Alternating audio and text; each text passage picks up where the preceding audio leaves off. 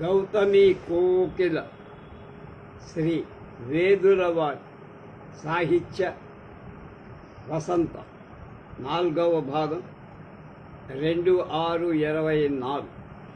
దీన్ని రాసిన వారు భాషా ప్రవీణ డాక్టర్ పంపన సూర్యనారాయణ శాస్త్రి. వారి థీసిస్ ఇదంతా. నవ్య కవితా ప్రమేయంలోకి వచ్చా. ఈ ఖండికలన్నిట్లో భావపటుత్వం ఉన్న రచనలో బిగుంపులే. ఈ రచన శైథిల్యమే. ఇవి ప్రాథమిక రచనలు అనే విషయాన్ని మనకి చెప్తాయి. చందమామ, చిలుకు వీటిల్లో భావ కవిత ప్రధాన లక్షణమైన ఆత్మాశ్రయత్వం తొంగి చూస్తుంది. వేదులకి కృష్ణశాస్త్రి మొదలైన భావ కవులతో కలిగిన సాహచర్యమే దీనికి కాదు.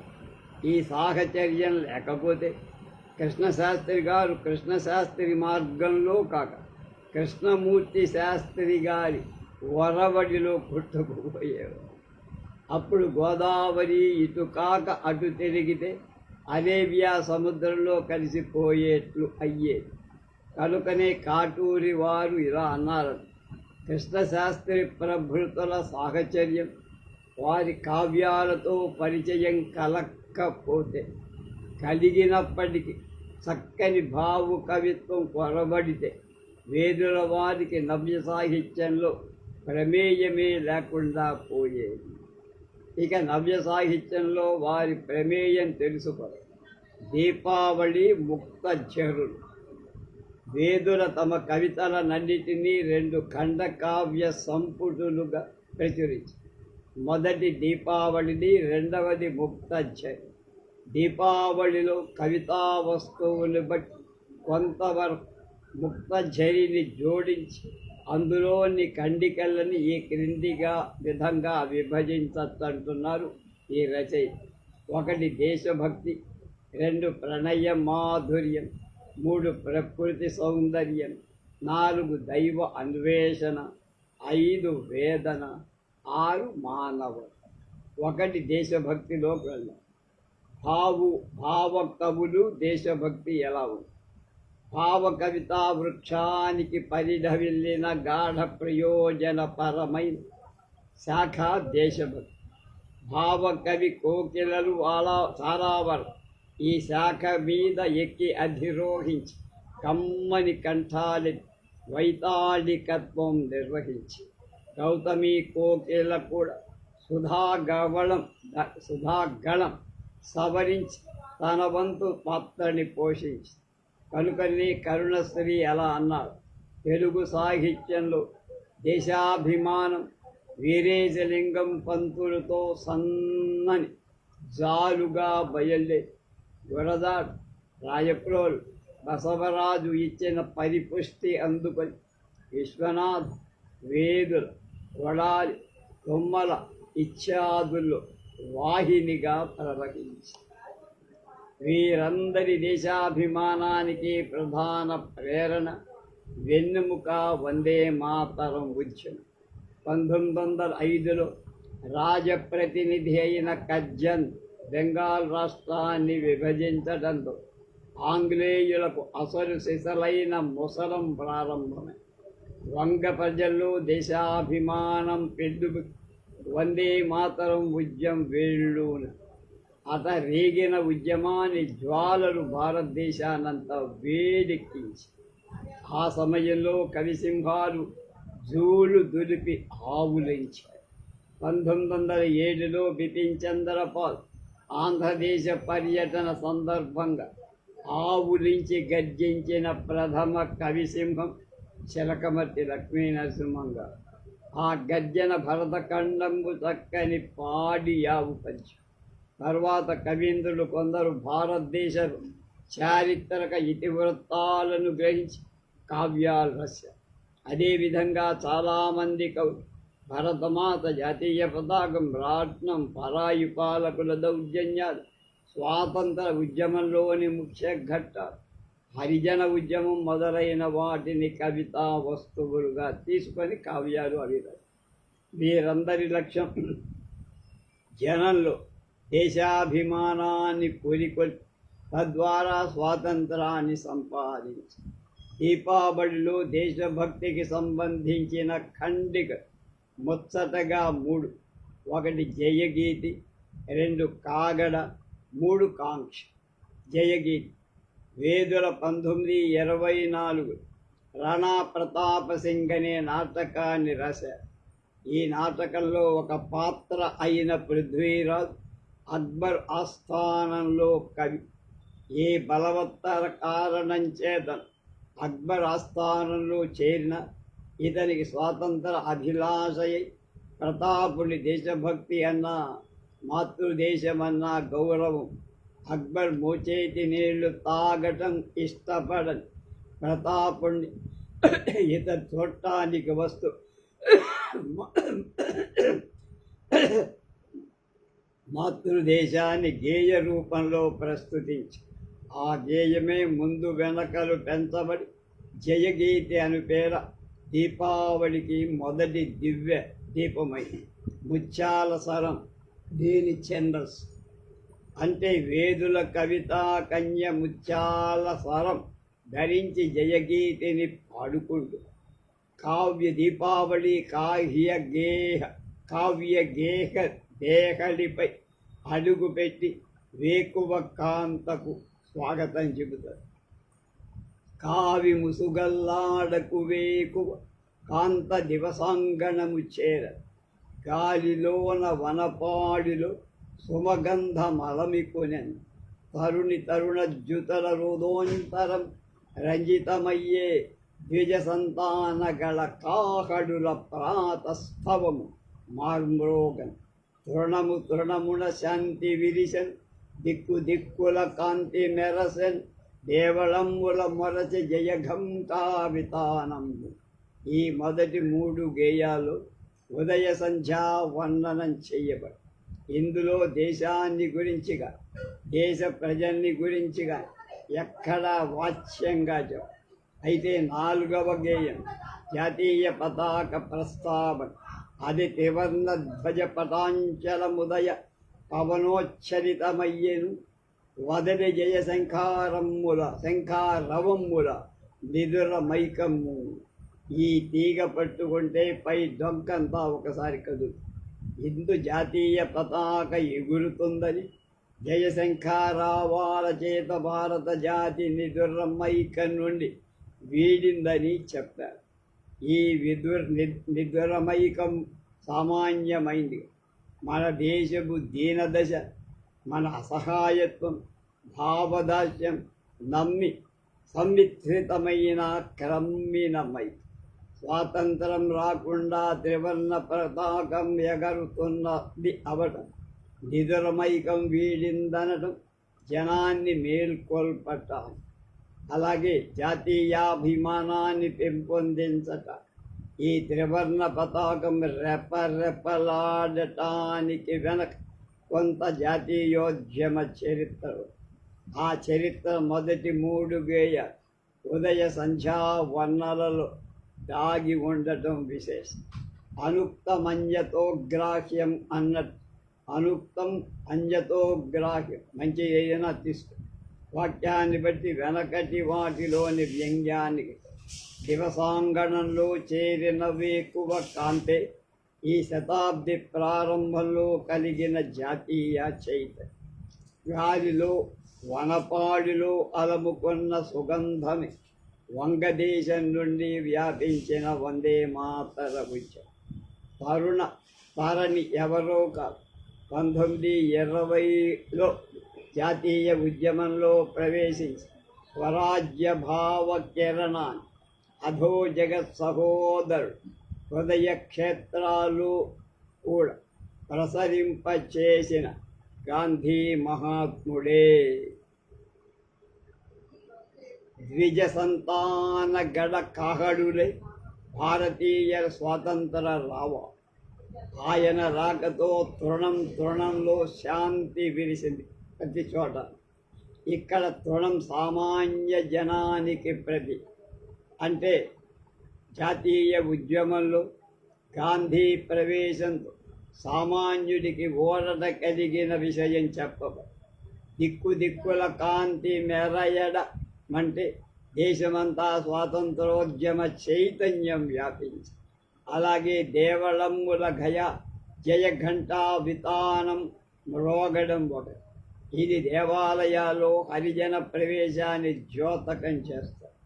ఈ గేయాల ప్రకృతి వర్ణన వెనక ఈ చెప్పిన జాతీయోద్యమాది భావాలు లేకపోతే ఈ ఖండికలో అవి నిస్తేజంగా పేలవంగా ప్రస్తుత వస్తువుని ద్యోతకం చెయ్యలేని కేవల ప్రకృతి వర్ణన తీర్థానికి తీర్థం, ప్రసాదానికి ప్రసాదం.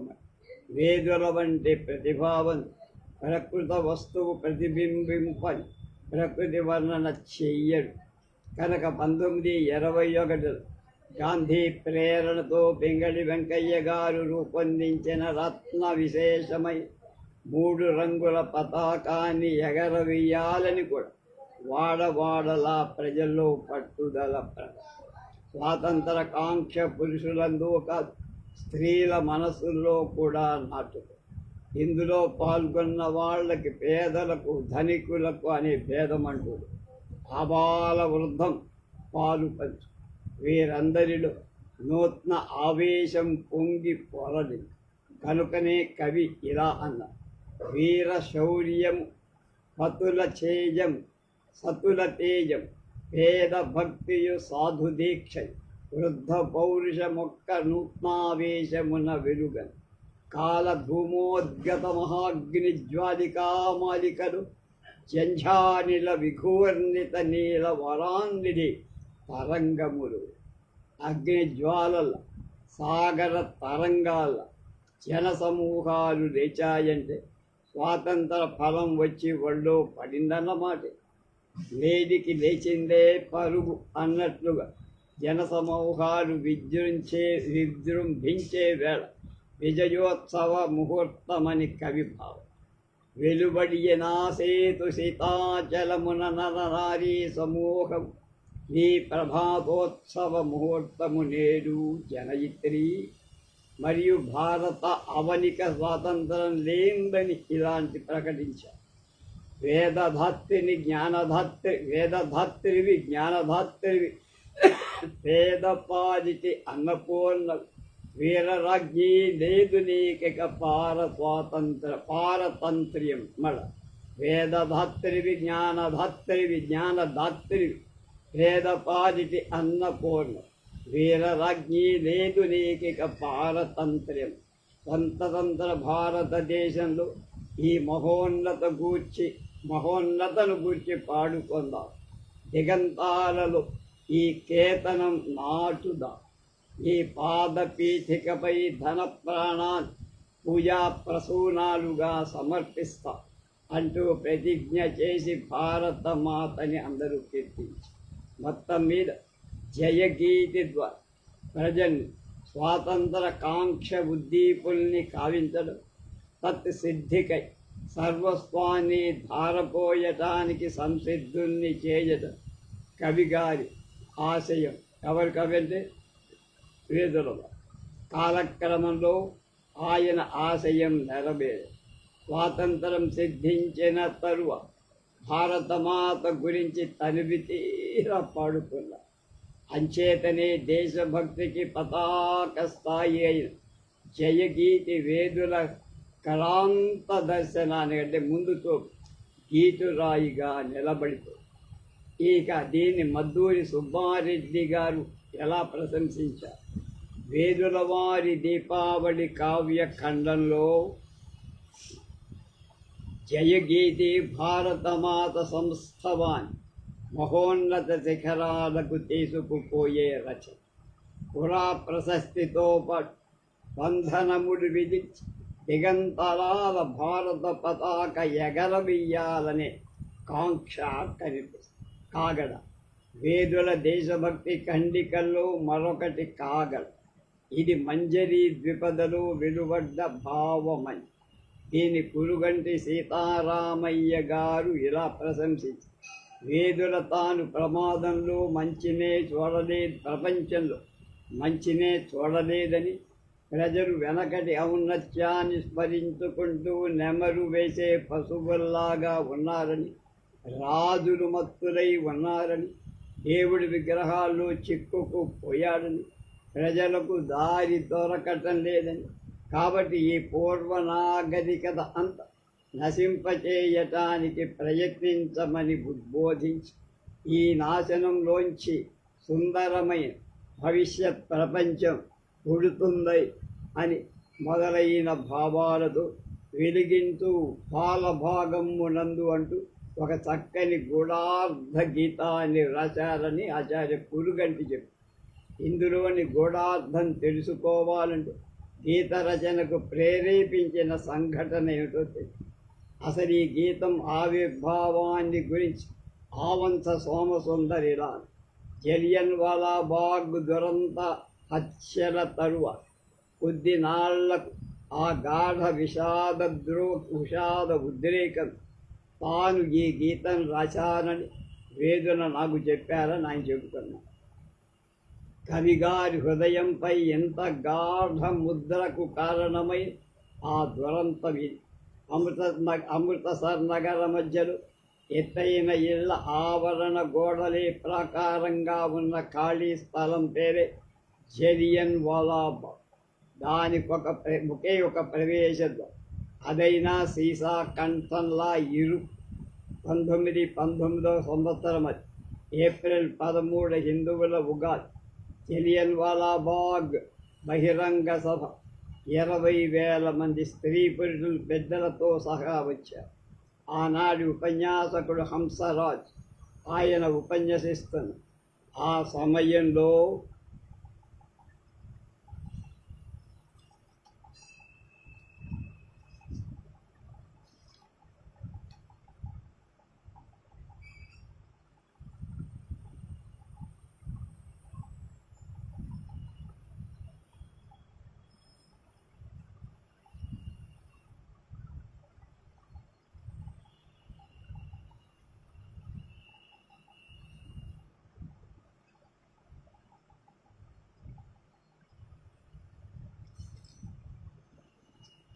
దయ్యర్ అనే బ్రిటిష్ సేనాని 100 మంది భారతీయ సైనికులతో 50 మంది ఆంగ్ల సైనికులతో కాలకింకరుడులా ప్రవేశించి కేవలం 2-3 నిమిషాల వ్యవధి ఇచ్చి 1600 గుళ్ళు పేర్పించి 500 మంది సావటు 2000 మంది దాకా గాయపడటం జరిగింది. మన భారతీయ సైనికులతో కాల్పించడం, మందుగుండు సామగ్రి అయిపోయేదాకా కాల్పించారు.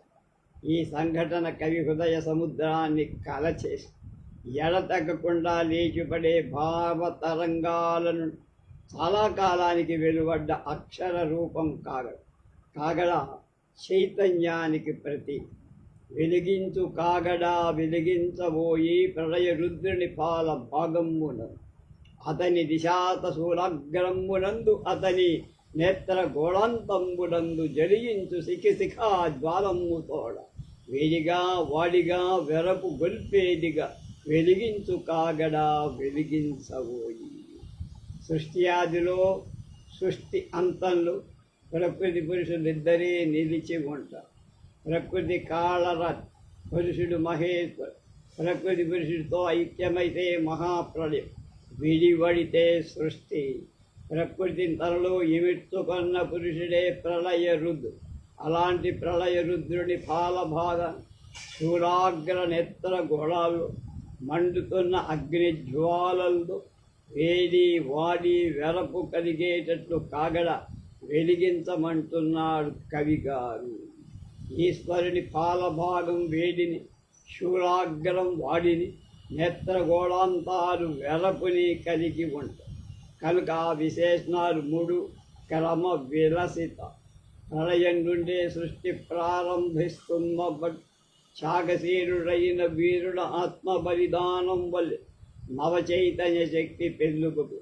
కాబట్టి ప్రళయ రుద్రుని ఎన్నుకోవటం జరిగింది. అంటే ఈ సంకేతం స్వాతంత్ర ఉన్ముఖమైన ప్రజాశ్రేణుల జాగృతికి ప్రతి. ఏతద్గేయ రచయితకు ప్రేరకమైన జలియన్ వాలాబాగ్ దురంతం ప్రజల్లో ప్రతీకార జ్వాలలు రేపు స్వాతంత్ర పిపాసను మరింతగా పాదుకొట్టు బ్రిటిష్ అధికారులు తలచిన దానికి భిన్నంగా లాహోర్ అమృత్సర్లలో ఆత్మరక్షణ దళాలెత్తు ప్రజల్లో చైతన్య స్రవంతి వెల్లువై పారిందనడానికి ఆత్మరక్షణ దళాలు ఏర్పడడం చక్కని దృష్టాంతం. ఈ చైతన్యాన్ని మనసులో పెట్టుకొని వేదుల ఇంకా వేడిగా వాడిగా వెరపు గుల్పేట్లుగా కాగడా వెలిగింపు మన్నారు. రాతదన్నది ఎల్ల పైకి తోడుతును నెమరువేయుట ప్రభుత్వము పాడి అని పోయి అంటే గతానుగతికంగా మన జాతికి ప్రాచీన స్మృతులతో వెలిగిపోవటమే కాదు వర్తమాన దురవస్థల్ని కూడా అవగతం చేసుక చర్యాత్మకంగా ముందు అడుగు వేయటం మర్చిపోయి అంటే క్షేమ తెచ్చి కనుక ప్రాతల నమరు వేద పశుత్వానికి చగన హాయిగా తాపిగా అవి నమరేస్తూ కూర్చుంటా ఏం జరుగుతుందో ముందు వాడికక్క అని హెచ్చరి. ఈ సందర్భంగా వారు చూపిన దృష్టాంతాలు చారుతా శోభితాలంటున్నారు. ఇది ఈ రీసెర్చ్ చేసిన తొడిమ వీడిన పువ్వు త్రోవ చూడదు తీవ ధూళి రాలిన పండుతో పోదు పాదపు గాలి కలిసిన పాటకై పక్షి వెతపడ తరగ విరిగిన మహోదది తీసిపోవ గుండె కోతగా మిగిలిపోయిన ఈ సంఘటన మర్చిపోయి అదే పునాదిగా ప్రజల్లో చైతన్య శక్తి పుట్టాలని కవి వేదుల ఆశయం. పువ్వు వీడిన గాని పుట్టదు ఫలం, పువ్వు వదిలేస్తే గాని ఫలించదు చెట్టు, ఫలము రాలక జనింపదు నవాంకుడు, ఫలం రాలితేనే అందులోంచి బీజం వచ్చి కొత్త మొక్క వస్తుంది. ముది శిశిరమ్మాకు చిదిమిన పట్ల పూల కారు చివుళ్ళ పురిటి పొత్తిళ్ళు, దీని గురించి సోమసుందర్ ఏమంటారు? అది వేదుల దర్శనం అని. అదే పరంపరాభివృద్ధి పొందే జీవనం. త్యాగశీలురై మృత్తికావాసం చేసే వీరులతో ఉడమి సారవంతమవుతుంది, నవ చైతన్య శక్తిని ప్రసవిస్తుంది. అందువల్లనే ఈ గీతం జాతి జనుల గుండెలు నవజయ ధ్యంటానాదాలు ఉత్పత్తిల్ల చేసిందన్నారు ఆవంశ. నేటి జలియన్ వాలాబాగ్ దుస్సంఘటనకు ప్రతిద్వంద్వం కాగడా గీతంలోని నవజయ ఘంటానాదం ప్రజల గుండెల్లో ప్రతిధ్వనిస్తూనే ఉంది. కాంక్ష వేదుల దేశభక్తికి కలికితురాయి మూడో ఖండిక కాంక్ష. ఇందు ఆవేశం అభినివేశం సమూకంగా బ్యాలెన్స్డ్గా అభివ్యక్తమై దీనిపై హిందీ ప్రభావాన్ని గురించి నారాయణ రెడ్డి ఇలా అన్నారు. కవి గారు చెప్పలేదు కానీ దీనికి మఖన్ లాల్ గారి ఫూల్ కీ చాక్ అనే హిందీ గేయం మాతృగా. నిజానికి కాంక్షపై ఫూల్ కీ చాక్ ప్రభావం ఉందని మొదట చెప్పినవారు జంఛాల పాపయ్య. వీరు 1942లోని నవ్యాంధ్ర కవులు నవ్య హిందీ కవులు అనే వ్యాసంలో ఈ విధంగా చెప్పారు. రహస్యవాదంతో కూడిన రాష్ట్రీయ భావన చిత్రించడంలో మఖన్ లాల్ చతుర్వేది సమర్థ్.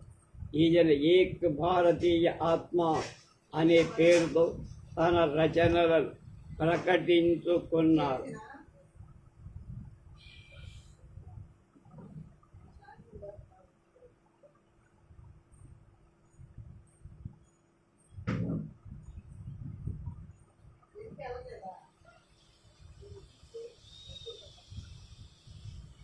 ఈ కవికి పుష్పకి ఛాహ్ అనే కావ్యంలో మాతృభూమి కోసం ఆత్మార్పణం చెయ్యడానికి తహతహలాడే భారతీయ ఆత్మ ఎలా తొంగి చూస్తున్నదో చూడండి. ఈ ఖండకావ్యానికి వేదుల వారి కాంక్ష అనే ఖండకావ్యానికి పోలిక బాగా కనపడుతుంది. కాంక్షలో కవి స్వయంగా పుష్పమై ఇలా కాంక్షిస్తారు. కాంక్షపై ఫూల్ హీ చాహ్ ప్రభావం ఉండటం తేడా. అయితే వేదులకు హిందీ రాదు. అంతేకాదు కొంతమంది ఆప్తులతో ఆయనే దీనిపై హిందీ ప్రభావం లేదని చెప్పినట్టు కూడా విని బెంగాలీ ప్రభావం ఉందని చెప్పినట్లు కవిగారి జ్యేష్ఠ పుత్రుడు చెప్పారు. పోలి సంవాదిన్యో మేధావినాం బుద్ధయ అని సరిపెట్టుకుందామంటే హిందీ ప్రభావం కొట్టవచ్చినట్లు కానీ సభాముఖంగా కానీ పత్రికాముఖంగా కానీ దీన్ని ఖండించినట్లుగా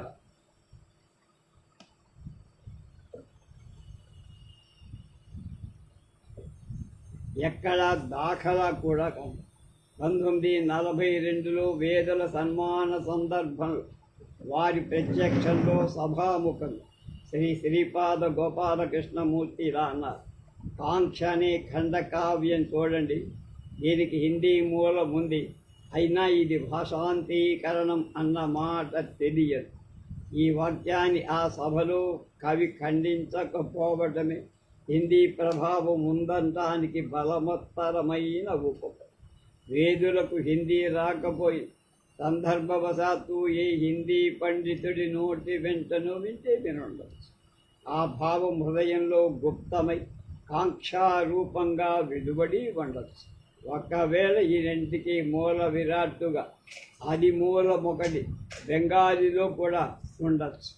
మొత్తం మీద అంటే బెంగాలీ నుంచి హిందీ, హిందీ నుంచి తెలుగు, మొత్తం మీద ఏ భాషా మూలం ఉన్నా అది మూలమట్టుగా వేదుల ఉపజ్ఞక అన్నట్లుగా ఉండటం ఆయన ప్రతిభా పాఠవానికి కొండ గుర్తు కాదు, కొండంతటి గుర్తు అన్నారు ఇందులో పంపన. వేదుల సాధించిన స్పృహణీయ గుణాన్ని తెలుసుకోవాలంటే మూల విషయాల్ని చూడాలి.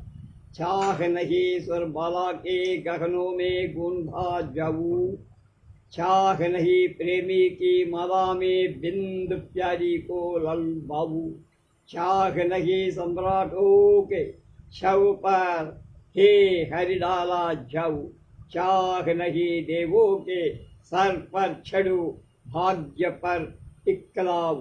अनुवाद: నాకు అప్సరల ఆభరణాలు అలంకరించబడాలని ఆకాంక్ష లేదు. ప్రియుడి ప్రేమ మాలికలలో ఒక పుష్పాన్ని ప్రియురాలిని పులకింప చెయ్యాలనే కోరికాలే. చక్రవర్తుల శవాలపై చల్లబడాలనే వేడుకాలే. దేవాలయాల్లోని దేవతల తలకి కుంకాలని కొలకాలని ఉత్కంఠాలే. ముझे तोड़ लेना बनमारी, उस पर देना तुम शेर, मातृभूमि पर शीर्ष चढ़ाने जिस पर जाए वीर अनेक. ఓ వనమాలి, నన్ను తురించి మాతృభూమి కోసం శిరస్సు అర్పించడానికి వీరుడు నడిచే మార్గంలో పడే.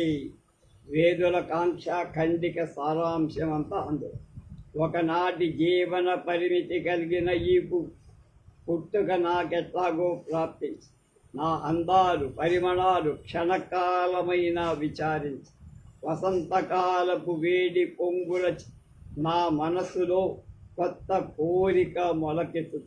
రాతి బొమ్మలకు అలంకారమవడంలో కానీ గండు తొమ్మిదల ఆటపాట మొదలైన వాటిపై కానీ స్త్రీల కొప్పులు మొదలైన వాటిపై కానీ అలంకారాలుగా ఉపయోగపడటం కానీ ప్రభువుల కాళ్ళ కింద నలగాలని కానీ నాకేం కోరిక లేదు.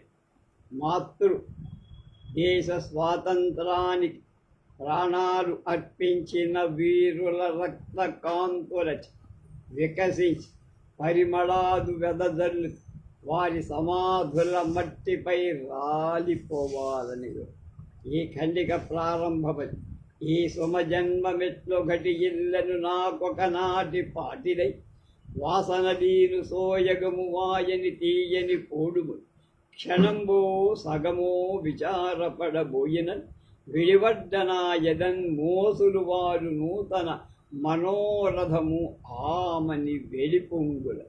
పుష్పానికి కొత్త కోరిక కలగడానికి కారణం వసంతకాలపు వెచ్చదనపు పువ్వు.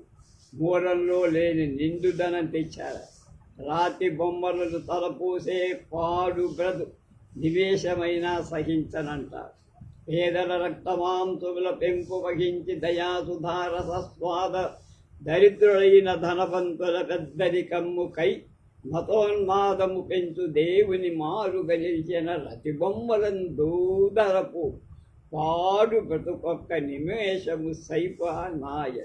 కనుక ఇలాంటి దరిద్రం నాకు ధనవంతుని దయాసుధారసాస్వాద దరిద్రులను దేవుడు ధనవంతుల పెద్దరికానికి మతోన్మాదం పెంచుతాడంటూ మూలంలో లేని గడుసుదనం తెచ్చి ఈ పద్యాన్ని ఉద్దేశించి సోమసుందర్ ఏమన్నారు? ఈ పద్యంలోని మనోజ్ఞభావం ఈ శతాబ్దపు ఆరంభ దశాబ్దాలకే కాదు, చివరి దశాబ్దాలకు చేరుకుంటుంది. ఇవాల్టికి కూడా ఎంత ఆధునికమై నిగనిగలాడుతుందో వేరుగా చెప్పక్కర్లేదన్న.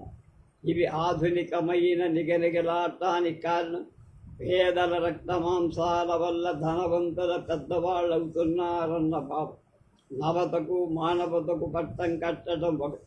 2, ఈ ప్రయత్న సిద్ధ యశప్రాసతో కూడి అవిచ్ఛిన్న వాక్య విన్యాసభరితమై సానల తెచ్చిన జాతి రత్నంగా పద్యం హృజ్యం కావు. కొంచెమైన మూలభావ స్పర్శలేనిది ఈ కింది పద్యం. తేనెల కోసమై కొదమ తేటుల దాటుల నర్తు నృత్య గీతానునయంబు కాదు. మలయానిలు కౌగిట పుల్కరించు సౌఖ్యానుభవంబు కాని తరుణారుణ రాగ కదుష్ణ చుంబన శ్రీ నవకంబుక పరితృప్తి అసంగవు నాకు ఒకంతని. ఏట నృత్య గీతాదుల పువ్వు జీవితంలోని సాధారణ విషయాలు. అవి ఏవీ తమకు తృప్తినివ్వు. ఈ పద్య రచనలో ఒక సొగసు ఉంది. అది పద్యంలోని అవిమాపక వాక్యాలని ఒకే చోట అవటం. అది పువ్వు యొక్క నిశ్చయాన్ని మరింత దృఢతరం చే. అంతేకాక పద్మానికి కలమత సంబంధమైన సౌందర్యం, భావానికి పద్యరచనకి లంకె కుదరడం అంటే ఇది. మూల భాగాన్ని కొంత గ్రహించిన సుఖపూల కల్పననే మిగిలిన భాగాన్ని పూర్తి చేసి ఎక్కడా వింతి రాకుండా స్వయం సమృద్ధిగా తీర్చిదిద్దటంలో వేదుల కళానికి గల పదం ఈ కింది పద్యంత. నాకు తలంపు లేదు లలనా జనతా కబరీ ఫలైక భూషా కలన సతీ మృదు భుజంతర తల్ప కుచోపగూహ విద్భోకమునన్ వధూసిత కపోల గళశ్రవణావతంస హే వాకగన్ విలాసినుల పాపట చెందిర కవిపూతలను. ఇందు విలాసవంతమైన స్త్రీల పుష్పాన్ని ఎలా వాడుతారో చెప్పారు. వాటిపై నాకు ఆశ లేదు, తలంపు లేదు. పై వైముఖ్యాన్ని కంఠోక్తిగా ప్రకటించింది ఆయన మనస్సని. ఈ పద్యంలో పూర్వపాదాలలోని నవ సమాసాల కోసం భూషాకరణం, దిబ్బోక, హేవాకాలు అనేవి ఉత్తర పాదాల ప్రాసంలోకి చొచ్చుకుపోయిపోవడం రచనా సౌందర్య విశేషాలు. అందుకే ఇందరగంటి అంటారు ఇలా, ఆ రోజుల్లో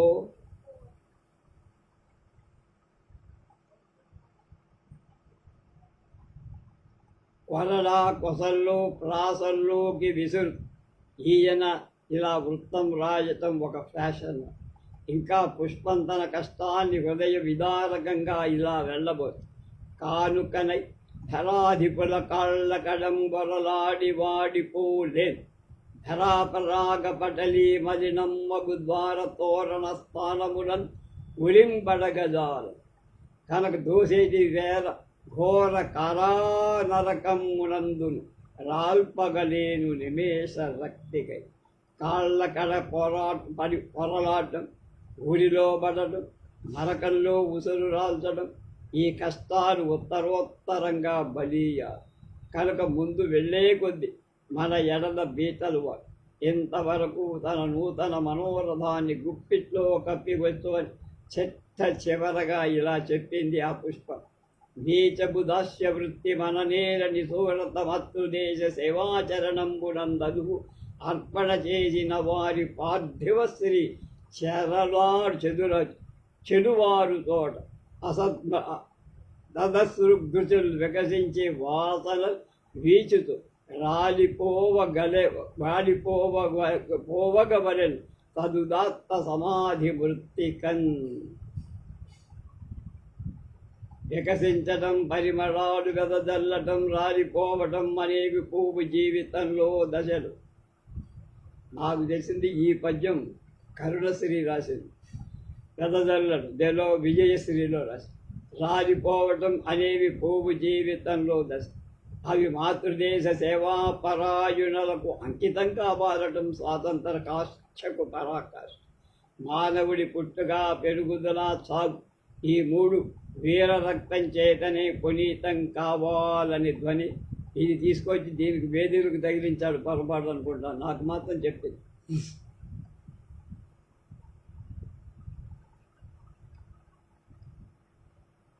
ఈ ఖండకావ్యంలో 6 ఉత్తరాలున్నాయి. ప్రతి ఉత్తరమాలలో ఉత్తమమాన జీవిత శరీమడం గుబాడిస్తుంది. అనంతమైన కాలంలో అత్యల్ప మానవ జీవిత పరిణామాన్ని గూర్చి విచారపడడం నిష్ప్రయోజకం. ధనవంతుల పెద్దరికానికి, మతోన్మాదానికి, వ్యర్థబుత్తు పాడు బతుకు వద్దు. భౌతిక సుఖాలకు ప్రలోభపడరా. తరుణీమణుల తలతడలకు తత్తరపడ. నీచమైన సేవావృత్తికి పాల్పడరా. ఇందలి ఉత్తమ మానవత్వం చికీర్ష అట్లా ఉండగా నాకు తలంపు లేదు అనే పద్యంలో వాడిన బిబ్బోకం, హేమాకం అనే పదాలు అన్వర్థాలు కావని కొందరు పండితుల్లో అసంతృప్తి. బిబ్బోకం అనే పదం గురించి హనుమత్ శాస్త్రి కాంక్షలో బిబ్బోకం అనే మాటకు అన్వర్థంగా ప్రయుక్తం కాలే. మనాప్రియ కథాలాపే బిబ్బోకే నాదర ప్రియ యథాభివృద్ధి. కేవలం స్త్రీ శృంగార విలాసమన్న ఇక్కడ కుదర. ఇక శాస్త్రీయార్థం కుదరకపో. విలాసార్థం కూడా ఇంద్రగంటి వారంతటి వారు కుదరదనటం మనస్సు చివుక్కుమంటుందన్నారు ఈయన. నాయక పుష్పాన్ని కౌగలించుకుంటుంది. ఎలా అంటే చాలా చెప్పాల్సి. ఆమెది విలాసం, సౌఖ్యం, అందులో పాలు వద్దంటుంది. కవి ఇక్కడ బోడితలకి మోకాలికి ముడిపి కుచోపగూహ బిబ్బోకముల కుచస్థనాలయ ఉపగూహ కౌకరింతలు బిబ్బోకముల విలాసంలో అని చక్కగా అర్థం చెప్పుకో. కౌగలించుకునే విలాసమందని అర్థం. శృంగార చేష్టలో కానీ అని చెప్పుకుంటే గొడవలేదు. ఆప్తే నిఘంటువులో కూడా ఈ అర్థం ఉంది. ఎమారస్ గశ్చర్. అలాగే హేవాకం గురించి సంశయిస్తున్నారు. హేవాకానికి ఆప్తేలో ఇంటెన్స్ డిజైర్ అని, అంటే గాఢ కోరిక. శ్రవణావతంత హేవాకమన్ కర్ణభూషణం అవటంలో అత్యంత కుతూహలం అని చెప్పుకుంటే చక్కగా సరిపోతుంది అంటున్నారు దీనికి థీసిస్ రాసిన. ఇక ఈ ఖండిక ప్రాశస్త్యాన్ని ఉగ్గడించే మద్దూరి వారి వాక్య. దీపావళి సంకలనంలోని కాంక్ష అనే దేశభక్తి సంబంధించిన రచన నాటి నుండి నేటి వరకు ఆంధ్రుల రసనాగ్రాల మీద నాట్యమాడుతూనే ప్రజానాయకుల జీవిత పావిత్ర్యాన్ని ఇంతగా పొగడిన రచన ఇంతవరకు రాదు. ప్రతి పద ప్రబోధకమై నిలిచి మాతృదేశం పట్ల భక్తిని అసిధారా సదృశమైన ఆవేశంతో వెల్లడించారు వేదులు. ఇది తెలుగులో విలక్షణమైన భావ తీవ్రత గల రచ. రేపు ముక్తఝరి దేశభక్తి, అది కూడా ఆయన కావ్యమే. దాని గురించి తెలుసుకుందాం సార్.